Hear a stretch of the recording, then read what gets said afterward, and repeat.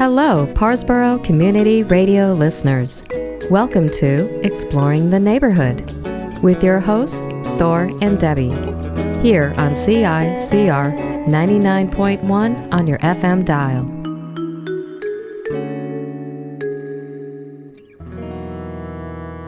We'd like to thank Kanza as the sponsor for our show.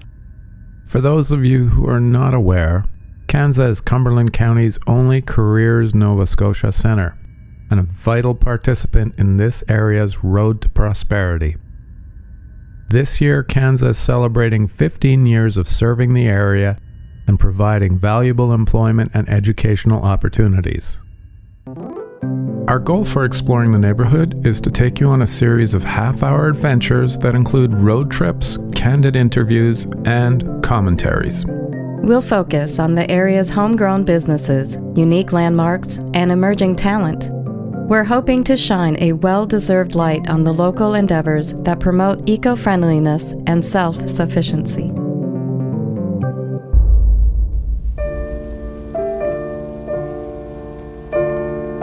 And we are back for another episode of Exploring the Neighborhood With your hosts, Thor and Debbie. And we are here at a new time slot. This is the first new show for this time slot, and we do apologize to all our listeners that have managed to listen to repeat shows. We'll try and avoid that.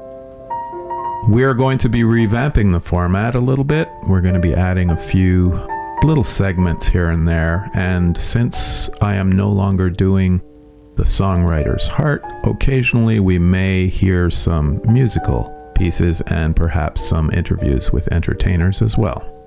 For those that want to know, our shows are now available on our YouTube page. The YouTube page is Scotia Heritage Productions, and you can look under Exploring the Neighborhood. We have a complete playlist, and you can go back and re-listen to your favorite shows. Yeah, just look at the descriptions and you'll see what the show is about. If you want to listen only to things that are local to Oxford, you got that option. If you want to listen to only things in Parsboro, you have that option. But we're going to trip you up this year because we're going to combine the whole area as much as we can. So we've also been spending time in Parsboro lately. And did you know you can see movies there? We do now. Uh-huh. We saw our first movie there. We saw Manchester by the Sea. That was on March 15th. Wonderful drama movie. A little depressing, but made me feel better about my life. That's always the good thing about depressing movies. The only downside was it was sold as a movie and popcorn, but we came late. Yeah, make sure you get there early. The movie was great, and the atmosphere was fine, and lots of people. It was packed. So the movies are shown at the Hall in Parsboro. You can go on Facebook and look up the Hall for Parsboro. They will announce when movies are being played. If you want to know what kind of movies, they are even having the Oscar-winning Moonlight, March 29th. Yep, that's this week. Or last week, depending on when they air this program. There's a lot of good stuff coming up. They got a bunch of movies for April. 2 movies. I believe it's every second Wednesday evening. So go on down and check it out. We are going to be involved with the film festival in fall. We sure are. It's going to be fun. Yeah, it's going to be a lot of fun. We're going to definitely encourage people to get tickets in advance. They will sell out, I'm pretty sure. Every year it's been getting more and more popular, and everything from full-length films to short films. Submissions are welcome starting right now for the film festival in Parsboro. Check it out online. Once again, Facebook is your best bet. And all submissions can be sent to either Helen Tyson at Tyson's Fine Minerals in Parsboro or Lori Lynch at the Black Rock Bistro or the Gillespie Inn Bed and Breakfast. And what are they submitting exactly? They would be submitting a film that hopefully will be made in Atlantic Canada using Atlantic Canadians for actors and crew. And the theme can be anything except a music video. Give you a hint, documentaries, What kind of themes are they looking for? family-oriented, but they can have a little dark edge to them. Drama, Dramas, comedy, artistic.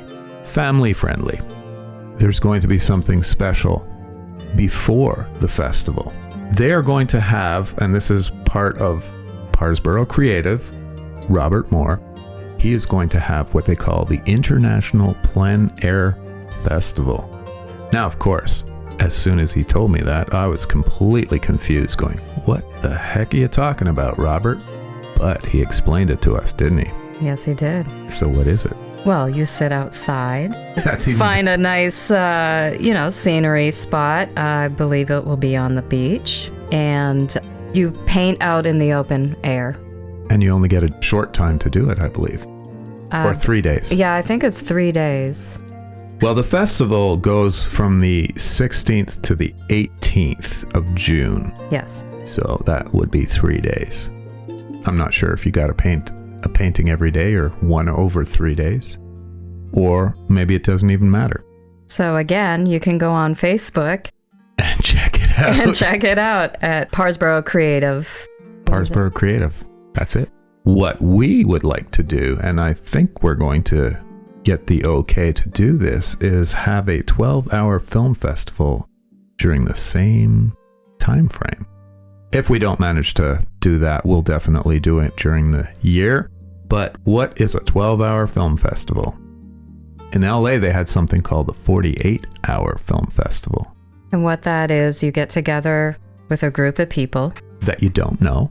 and you come up with a theme for your video, for your movie. And you basically have 12 hours from the beginning, and you can actually use your iPhone or your iPad to video Or your point and shoot camera. or point and shoot. Anything. It's simple, it's fun, it's social, and there will be a contest for a winner who produces the best short video. Yep. Might even be a prize. If you're lucky. Free ticket to the lobster roll or something. Free popcorn.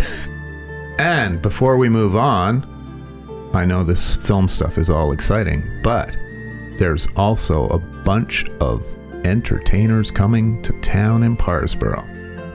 Matt Minglewood will be there April 9th, the classic rock standard of the Maritimes.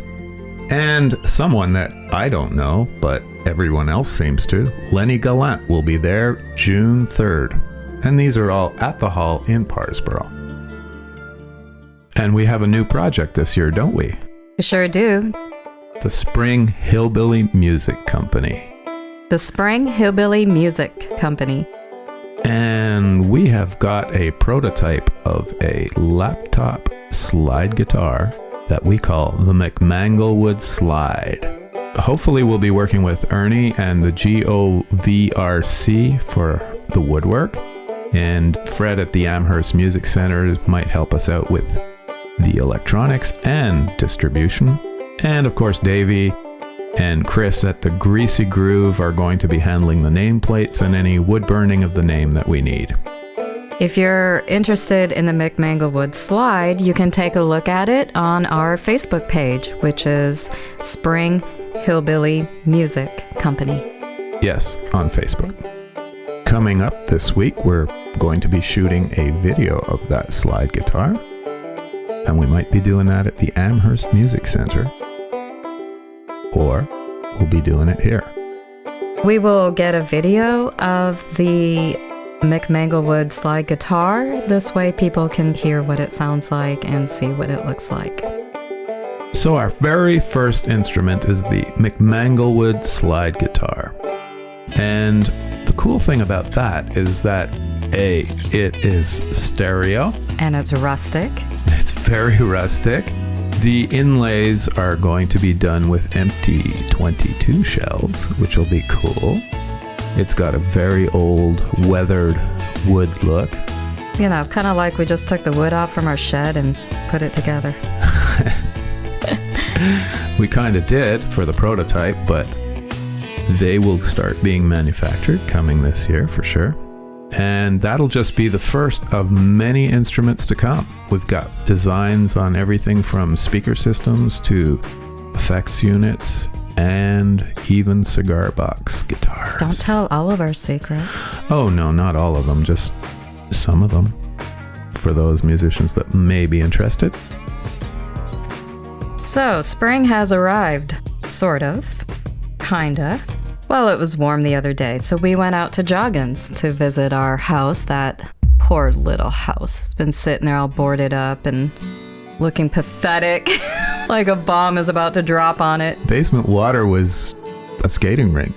It wasn't even melted.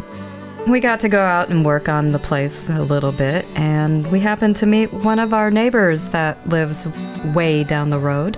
And this is someone that we have been told about by the people at the Artisans Gallery and Dale's Flying Colors. And they said, you gotta meet this guy.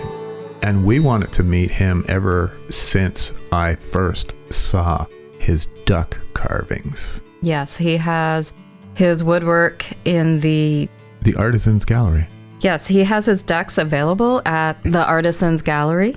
We've seen his work, and it's absolutely beautiful. So we were very honored to meet him the other day. He stopped by in front of our house. He saw us out there working and asked if he could cut some of our weeping birch twigs or branches for him to take to start growing. Of course, we let him do that because we're kind of nice like that. We at first thought those were trees that were dying until someone told us that they were weeping birch. I'd never seen a weeping birch before in my life. I don't know if it's local to the area, but they don't seem to be everywhere. They're not the prettiest trees, but they kind of look like a weeping willow meets a birch tree. It's an interesting, scraggly little tree, but I'm glad someone else out there can enjoy it and grow something from it as well. These ducks that he carves, well, actually he carves many different things, but I'm particularly impressed with his duck decoys because I have a fondness for duck decoys, but I don't just like any of them. They've got to be special. And I've only bought one so far, and this was hand carved out of British Columbia cedar, and it is one of a kind. It is. It's beautiful. You have good taste in wood ducks. Bruce Hibbert is a champion. He makes the most impressive duck decoys other than mine that I've ever seen. And we definitely look forward to sitting down and talking to him. Yep. One day soon. And speaking of talking, we've been hanging out with Vicky Porter and her daughter Dawn lately. And what have we been doing? Recording audio for her books. And we're starting with her first book, which is called Ghost on the Island. First of 3 books. Part of a trilogy. The book is being read by Vicky's daughter, Dawn. So for those that don't like to read, but want to hear a good story, this is it. And as a matter of fact, I believe we're going to give you a special treat. Chapter 1. Right now. Therese awoke from a strange dream, breathing rapidly and slightly sweating. It all seemed so very real, and she started to cry. Why would she have a dream like that? Usually the only time she dreamed was when she ate pizza before bed or watched a movie that really moved her. But neither had happened the night before. She looked at the clock. 5:30. The dawn was just breaking. Too early to get her day started, but she knew that further sleep was impossible. She got out of bed and walked to the window seat. The air was chilly, so she wrapped her throw around her shoulders and sat staring out the window. The dream seemed so real, and she said, "If I can't shake it, maybe I can think it out and wear it away." In her dream, she was swimming in very cold water and could see an eagle circling in the sky, watching something in the water. "It's not me the eagle is after," Theresa thought to herself, "and there doesn't seem to be any fish around, so what could it be?" And she swam in the direction the eagle seemed to be interested in. Things always seemed disoriented in dreams. She could see the bottom, and someone had left 3 dolls under the water. She reached for the biggest. It was heavy. With hands not her own, she turned it over. A beautiful doll with long blonde ringlets She screamed and dropped her. It was not a doll, but a real girl about 6 years old. The hands that still weren't her own reached for the child again. The next one was another girl, about 4, and the smallest one was a baby boy of about 3 months. Where did these children come from? Where are their clothes? And how could she save them? The shore is now so far away, and the ship she can see is sailing away. It's a sailing ship. There is where Theresa woke up. She realized there were tears running down her face. Why would she ever have that dream? She was 21 years old and single, no children, nor any at the house where she lived with her aunt and uncle. She had been with them since her parents died in a car wreck when she was 5. She looked at the clock and saw it was almost 7. Time to shower and start the day. Her first class was at 9. She was in her 2nd year, working towards her law degree, but sometimes wondered if she was doing the right thing. She loved the work, but was nervous to speak out in discussion and class. It wasn't that she was unable to do the work, but more like she was still timid of others. Something she would have to overcome if she wanted to be a good lawyer. Time to get a move on, but the dream stayed in the back of her mind all day. You had mentioned spring. Yes, also meaning it's maple season. We still have maple syrup from the year before. What's wrong with us? We're not eating it quick enough. Well, when it's so plentiful, it's really hard to keep eating it all the time. I mean, not that it doesn't taste good, but I don't think it's in the top nutritional foods category yet. So we haven't done this yet, but I think we have to make sure we go this year, and that's to the Davidson's Maple Syrup and Pancake House. We've heard really good things about it. We haven't been there yet, but we are definitely going to go for pancakes. And the other place that we wanted to go that we haven't gone is the Donkin Sugar Shack in Fenwick. That's supposed to be an adventure as well, because that's all the way in the woods. Yep. Let's wait till it gets just a little bit warmer. Oh, you're so finicky. But what that also means is that Donkin's Maple Cream is available once again.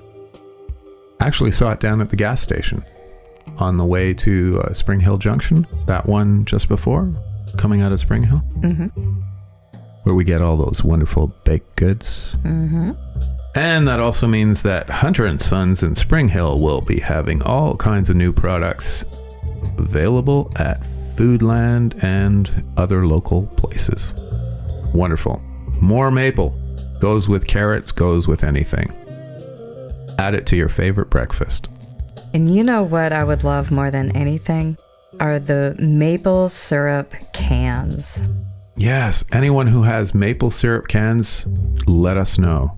We are interested in those. We use them for all kinds of things. I sure do. We've taken a lot of road trips this year. This winter? Yes, we have. This winter, over the winter. We went to Pictou on February 23rd to see Under African Skies at the DeCoste Center. We went to see our friends Miocal during African Heritage Month. Miocal, in case you missed our previous shows on the band, they hail from the Republic of Congo, Ivory Coast, and Haiti. How'd you like them? Wonderful. I recorded them. We filmed them, yes, we did. No, they were absolutely wonderful, and we filmed them, so we have them on video, and hope to put together at least a video of one of their songs so people can see. If you don't know who they are, then this way you'll be able to see them and hear them. And they had special guests. They had George, I'm going to mess up his last name, George Marangapasi from Zimbabwe. Hopefully I got Zimbabwe right. Buell Damani from South Africa as special guests for the performance of Under African Skies in Pictou.